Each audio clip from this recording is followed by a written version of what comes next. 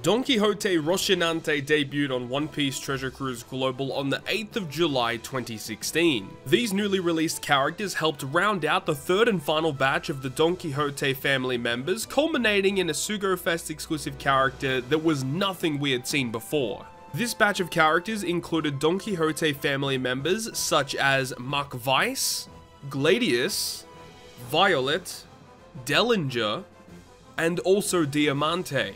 And introducing a Sugofest exclusive character that aimed to heal his way to victory with a captain effect that provided low attack multipliers but great healing potential. His special ability was incredibly powerful on release, allowing you to not only gain a substantial portion of your health back, but also provide utility effects simultaneously. Introducing Don Quixote Rocinante. In this series, we'll be traveling back in time to experience some of the older Sugofest exclusive characters in their prime, aiming to show just what it was like to use these characters on their debut. I hope you enjoy the video, and without further ado, let's enter the Legends of OPTC.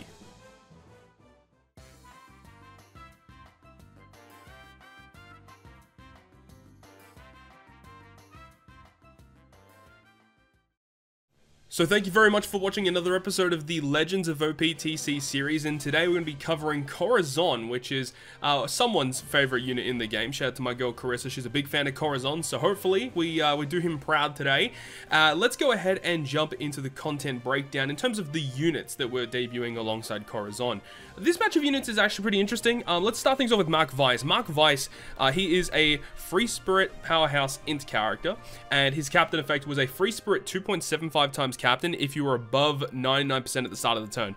Pretty bad captain effect, but then changes recovery slots into matching slots, so there were some ways you could abuse this, but for the most part, this wasn't a very useful character in content. Unfortunately, I think like the best Mark Weiss that ever came out was the Colosseum one, who was a striker color affinity booster, and he had some utility as well. Unfortunately, this Mark Weiss not very good. So now we're going to be covering Gladius. Now, if you guys saw my last week's episode with Doflamingo, we actually did use this guy in the video, and this guy is a shooter-driven, quick character. The main reason why we wanted to use him though is because he actually had a really good captain effect. He was a 2.5 times captain. Actually, he was 2.75 in the video, I think, because I actually did have him limit broken, but either way, 20% health cut and gives himself a matching slot, pretty much like a quick version of Hack when V1 Sabo came out, essentially a quick version of him.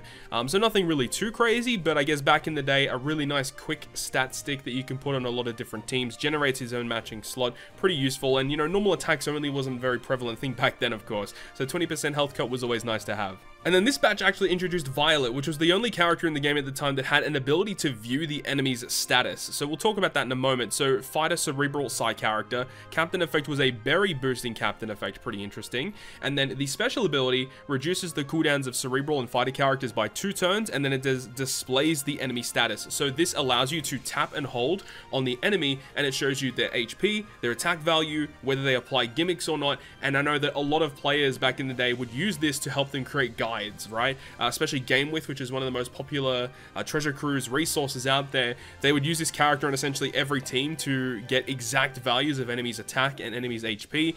Very, very useful character back in the day for those types of players, but for the most part, this character wasn't really that useful on release for many players out there. The next one is Dellinger, which again was another character that probably was not very good. I don't think Dellinger's actually ever had a good unit in the game.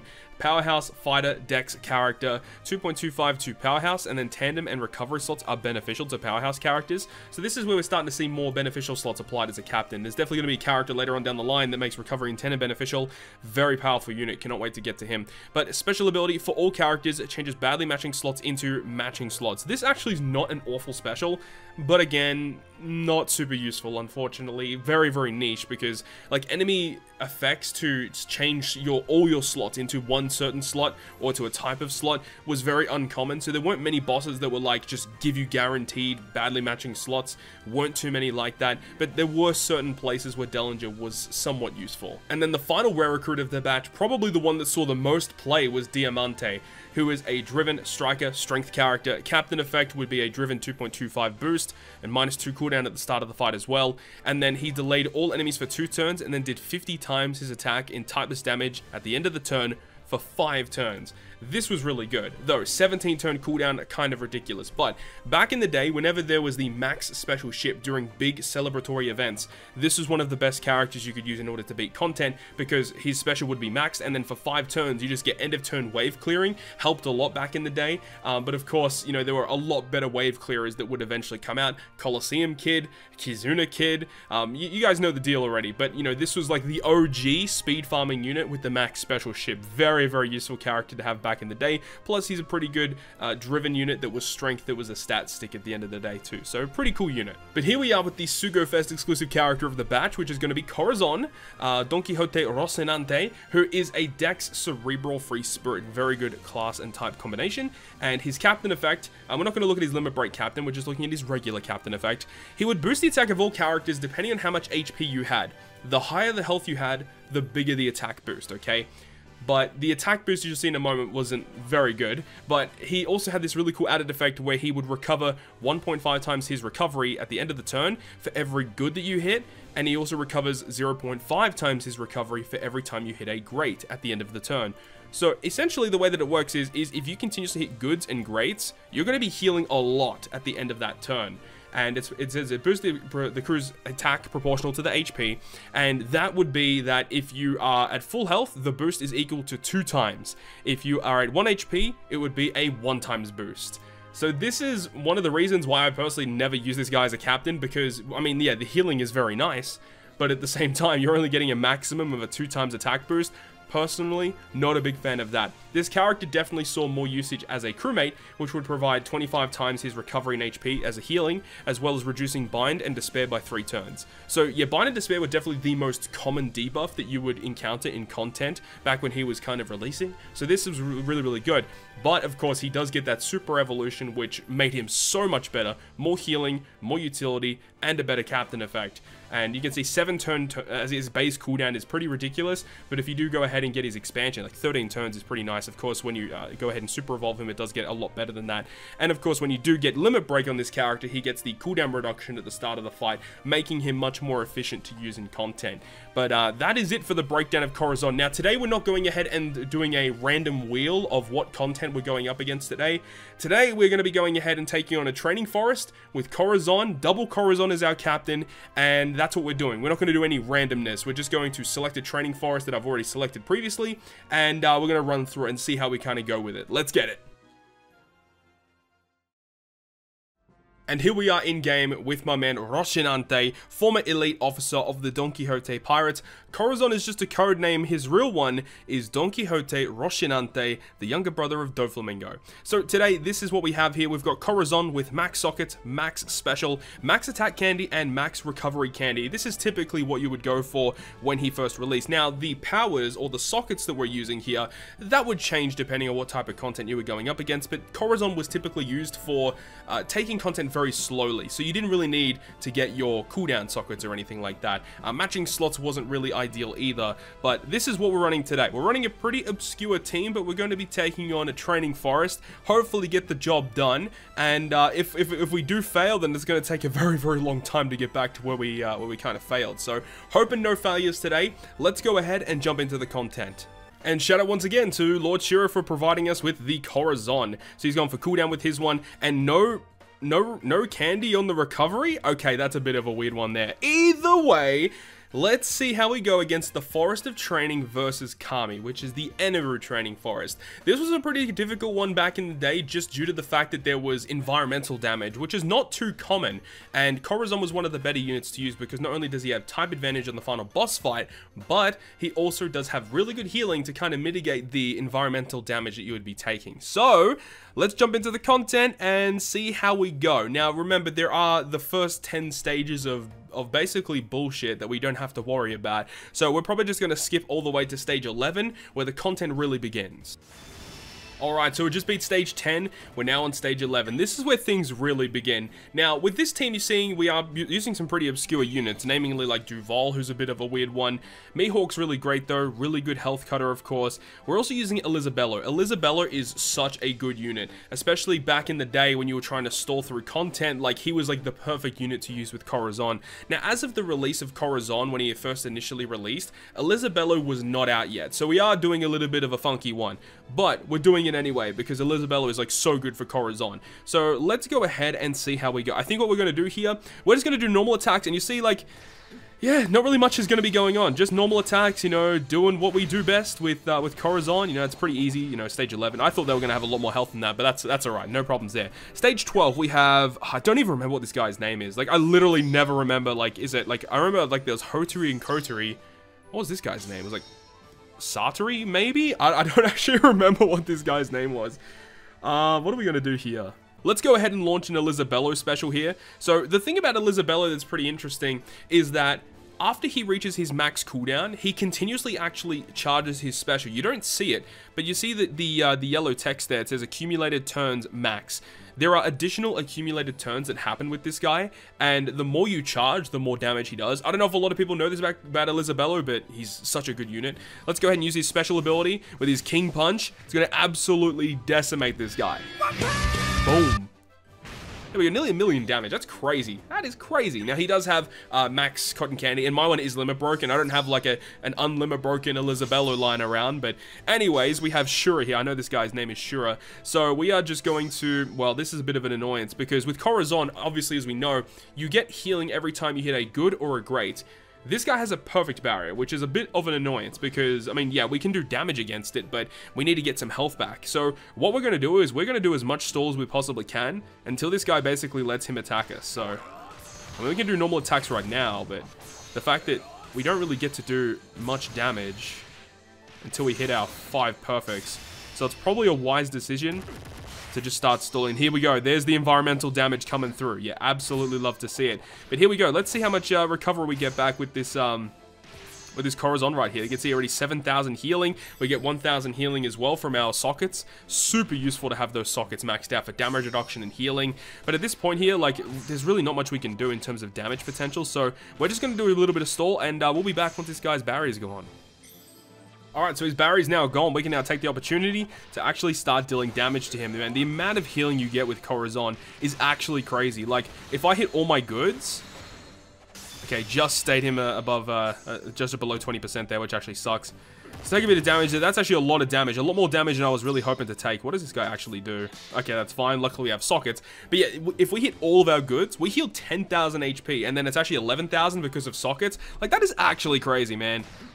Get as much healing as we can before he dies. There we go. So we got a bit of healing back, which is okay. So next guy is Gidatsu. Okay, so Gidatsu, he actually is kind of nice because we're going to have type advantage against him at least. So he did put up another barrier, but this time he actually put up a good barrier. We can actually do damage to him whilst actually healing. So this is great. Good. Good. Good. Good. Good. Do a perfect. Yeah, so that's 9,000 healing, and then 10,000 with the auto healing. Dude, that's crazy. All right, so once again, we're going to be sticking to our guns here. We are going to go ahead, do our stall, kill him, and we will be back once he's down. All right, this looks about it right here. Let's go ahead and break it again. Perfect, perfect. Okay, stage 15. What have we got here? We've got Ohm. Okay, so Ohm. Let's see what he has to do here. He gives us just random orb shuffle, okay. And he has an immunity. And that seems to be about it. Oh, yeah, and lowers the chances of landing on a given slot. He did mention something about landing on recovery slots. Okay, that's fair enough. So this is probably where we're going to start using specials, but not quite yet. We're going to go ahead and just do as much damage as we can because we do have full HP. Like, this is the perfect opportunity to get some damage off against him. Sugar will get some type advantage, so we want to make sure Sugar's attacking last for the most part. No matching slot there, but that's okay. And I think below 50%, Ohm is actually going to go ahead and, like, enrage himself. And I think at that point, that's where we could start activating some special abilities. Because at the moment, we're doing okay. What we should do as well is check how many turns are on him. So he's on 8 turns, right? I believe he charges 20 additional turns. So Elisabella is going to be pretty important here. But again, you know, just more stall. Nothing crazy. Actually, we should probably hit a couple of goods. Get some health back. For sure. But 9,000 healing, 10,000 healing is so good. Like, a lot of these enemies in these earlier training forests really didn't do that much damage. So being able to do that is actually freaking crazy. Okay. Let's stall a bit here. Once he falls below 50%, he does apply the enrage buff, and that's where we're going to start using some specials. So let's go ahead and do our damage again. He's definitely below 50 now. Okay, so now what are you going to do, buddy? Now what are you going to do? There we go. Okay. He says, I'll save you. He does the Enrage. Okay, okay. So let's go ahead and use Mihawk, which is going to cut his HP. We don't really want to deal with the Enrage too much because he does start doing a lot more damage. Let's go ahead and use Duval, which does cut his HP. It does give us some damage reduction as well. He is not quite below 50%, but at this point, like with that damage reduction, it definitely helps out a lot. Hit a couple goods there to get some recovery back. We want to get him below 20%, which he is below 20% right now.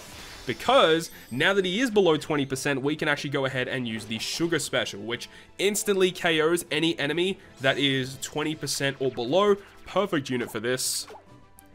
See you later, buddy. You'll turn into a toy, and we're moving on to stage 16. Let's go. So we got Enel. Ooh, okay. What's he gonna do here? What is he gonna do here? So he has the immunity to everything.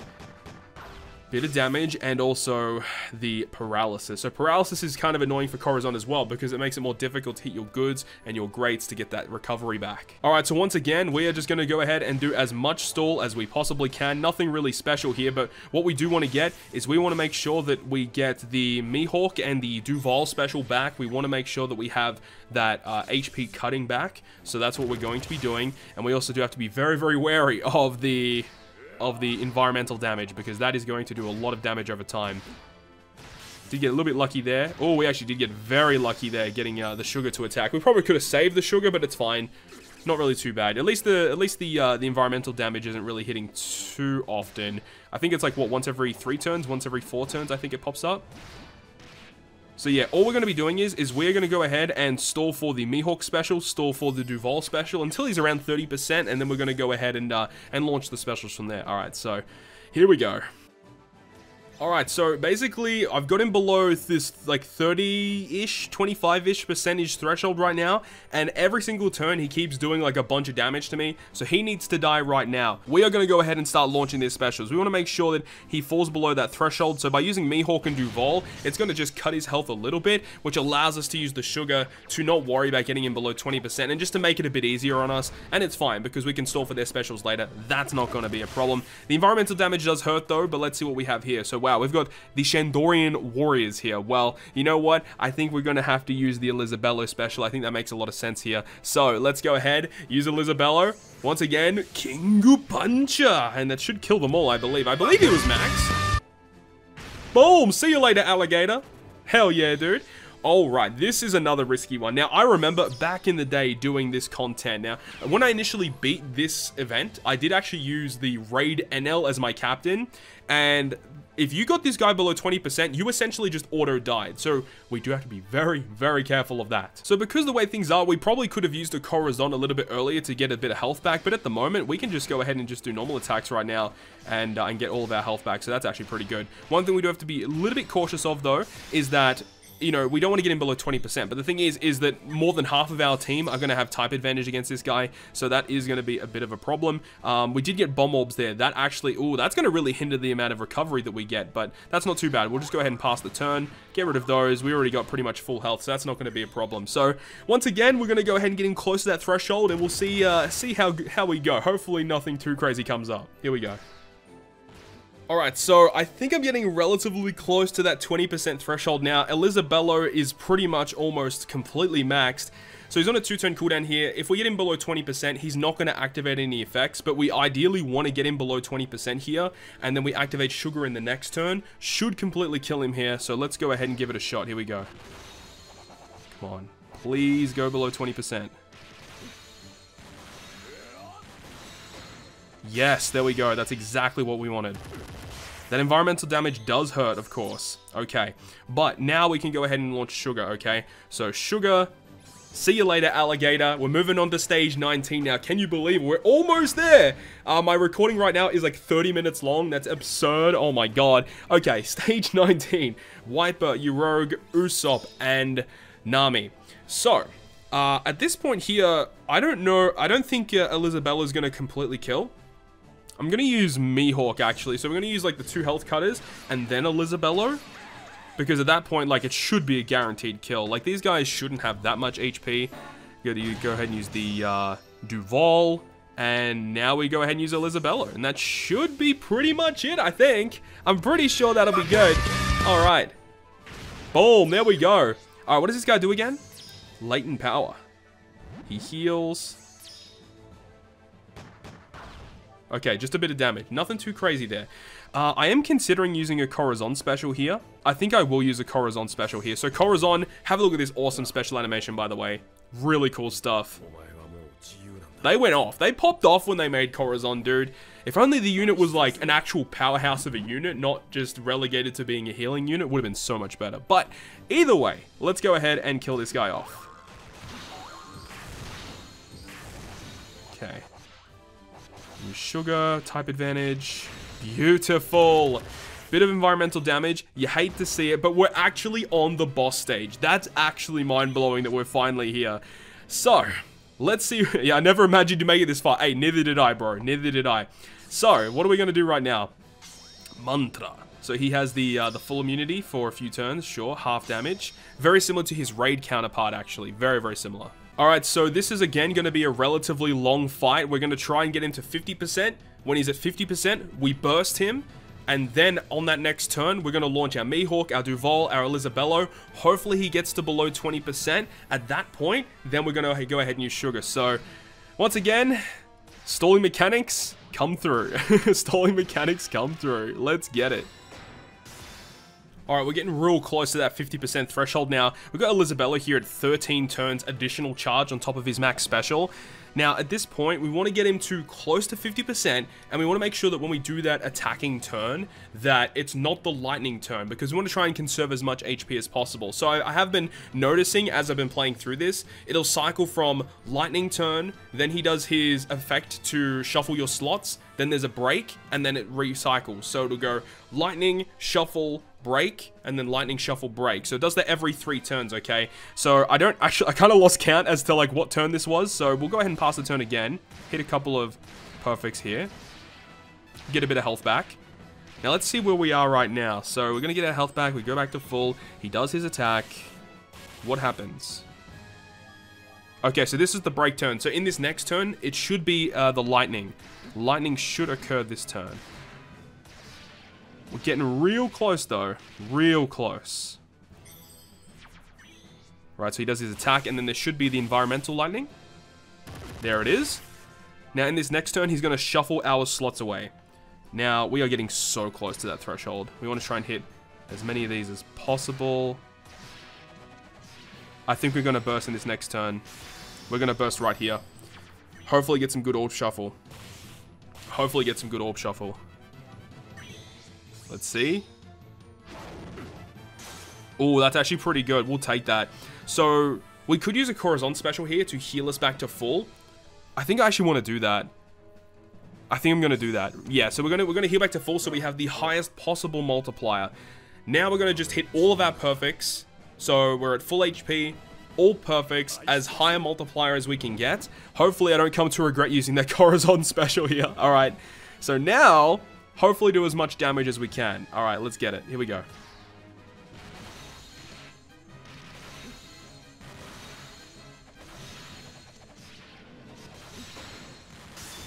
Okay. A little bit of damage there. So, NL's going to do some stuff, which is not good. You hate to see him do stuff. Alright, let's see.